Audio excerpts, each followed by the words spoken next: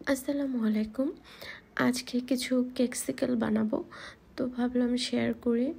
আমার একটা কেকের ডেকোরেশনের জন্যও লাগবে, আর এমনিতেও কিছুটা বানাবো কেকসিকেল, তো এই জন্যই শেয়ার করা। প্রথমে কিছুটা হোয়াইট চকলেট মেল্ট করে নিয়েছি। যেহেতু আমি 3টা কেকসিকেল বানাবো, তার মধ্যে একটা হোয়াইট চকলেট দিয়ে বানাবো, তাই অল্প কিছুটা হোয়াইট চকলেটই আমি মেল্ট করে নিয়েছি। এখানে চকলেটটা কেকসিকেলের যে মোল্ড আছে আমরা কিনতে পাই, সেখানে দিয়ে দ্রুত স্প্রেড করে নিতে হবে, কারণ চকলেটটা এত দ্রুত জমাট বেঁধে যায়, বিশেষ করে হোয়াইট চকলেটটা। তো চতুর্দিকে আর কি আমি ছড়াই দিচ্ছিলাম। এবার কিছুটা ডার্ক চকলেট নিয়েছি, যেটা কেকসিকেলের মোল্ডের বাকি দুটোতে দিয়ে দিব।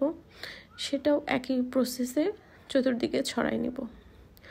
মানে মোলটাকে আর কি আমি কাভার করব, যেটা বাহিরের পরবর্তীতে আউটকামে আসবে আপনারা দেখতে পাবেন। জাস্ট কাভার করে নিয়ে 5 থেকে 2-3 মিনিটও রাখতে পারেন ফ্রিজে। কিছুটা 5 মিনিটে রাখলে বেশি ভালো হয়। তো আমি ফ্রিজে রেখে দেব, চতুর্দিকে একটু ছড়াই নিয়ে সুন্দর মতো, যেন কোনো দিকে একটু ছেড়ে না যায়, কারণ কোনো দিকে একটু ছাড়া ছাড়া থাকলে পরবর্তীতে সেটা দেখতে ভালো লাগবে না। পুরোটা সুন্দরভাবে কাভার করতে হবে। তো একটু ট্যাপ ট্যাপ করে নিচ্ছিলাম যাতে চতুর্দিকে ভালো মতো লাগে। তো এখন আমরা ফ্রিজ থেকে বের করেছি। এখন কিছু স্টিক নিচ্ছি, যেগুলো আমরা আইসক্রিমের স্টিক বলতে পারি, এগুলো কিনতে পাওয়া যায়। তো এখনই 3টা স্টিক আর কি কেকসিকেলের মোল্ডের যে নিচ দিক দিয়ে দেওয়া যায় সেগুলোকে দিয়ে দিব, কারণ পরবর্তীতে শক্ত হয়ে গেলে আর কি তখন আর কেকসিকেলের মোল্ডের মধ্যে আর দেওয়া যাবে না। খুব সাবধানে করতে হবে। তো এখানে আমি কিছু কেক বেক, একটা 1/2 পাউন্ডের মোল্ডে অল্প কিছুটা কেক বেক করে নিয়েছি, যেটাই আমাদের মেইন ইনগ্রিডিয়েন্ট হবে আসলে কেকসিকেলের জন্য। তো অনেকে কেকসিকেল করার সময় কেকের গুঁড়ো দিয়ে থাকে, তারপর চকলেট দিয়ে থাকে। তো আমি ভাবলাম যে শুধু যদি কেকটা একটু গুঁড়ো গুঁড়ো করে দিই তাহলে হয়তো শুকনো লাগবে। তো আমি এখানে কেকের গুঁড়োর সাথে কিছুটা ক্রিম, যেটা আমার কেকের জন্য করি, সেই চকলেট ক্রিমটাই কিছুটা মিক্সড করব, খেতে ভালো লাগবে।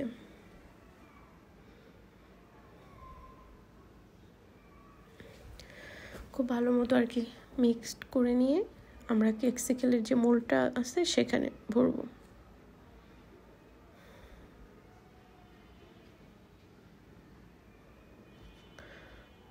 একটু দেবে দেবে আমাদেরকে কেকসিকেলের মোল্ডটা ভরাইতে হবে, যেন কোনো জায়গায় ফাঁকা গ্যাপ না থেকে যায়, কারণ পরবর্তীতে দেখা যাবে ওঠানোর সময় ওটা ক্র্যাক করতে পারে বা ভেঙে যেতে পারে। এজন্য একটু প্রেস করে করে আমাদেরকে কেকের পুরটা দিতে হবে।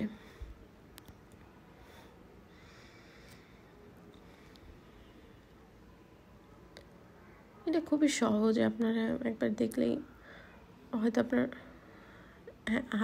হাতের আঙ্গুল দিয়েও আমি কিছুটা প্রেস করে দেবে দেখতেছিলাম যে খুব ভালো মতো করছে নাকি। এবার উপর দিয়েও কিছুটা চকলেট দিয়ে দিব, উপরের মানে স্ট্রাকচারটাকে ধরার জন্য। এখানে যেটাতে আমি হোয়াইট চকলেট দিয়েছিলাম সেটাতে হোয়াইট চকলেট দিব, যেটাতে ব্ল্যাক চকলেট দিয়েছিলাম সেটাতে ব্ল্যাক চকলেটই দিব। তো এখানেও আমি ব্ল্যাক চকলেট, যেটা ডার্ক চকলেট করেছিলাম, সেটা আসলে এখন শীতের দিন, এর জন্য চকলেটগুলো এত দ্রুত জমাট বেঁধে যাচ্ছে, বারবার ডাবল বয়লারে গিয়ে মেল্ট করে আনতে হচ্ছে, এত দ্রুত জমাট বাঁধে।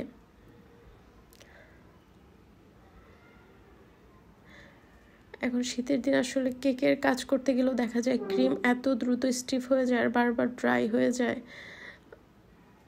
যাই হোক, এখন আমি টিস্যু পেপারটা দিয়ে চতুর্দিক মুছে নিয়ে এখন ফ্রিজে রেখে দিব 10 মিনিটের জন্য। ফ্রিজ থেকে বের করেছি, এখন এগুলো আমরা মোল্ড আউট করব। খুব সাবধানে করতে হবে, নিচ দিক দিয়ে একটু মানে পুশ করলেই জিনিসটা খুব সুন্দরভাবে বের হয়ে আসবে। দেখেন কতটা সুন্দর লাগতেছে। এখন আপনারা উপর দিয়ে চকলেট গানাশ ড্রিপিং করে সুগার বল বিভিন্ন স্প্রিকল দিয়ে ডেকোরেশন করতে পারেন।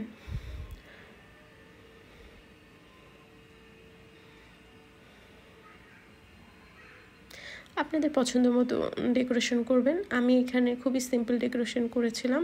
কিছুটা চকলেট মেল্ট করে নিয়ে পাইপিং ব্যাগে ভরে দেন ওইটা জাস্ট একটু সাইড দিয়ে লম্বা লম্বি টানলে যে এরকম ডেকোরেশনটা হয় সেটা খুব সহজে করা যায়।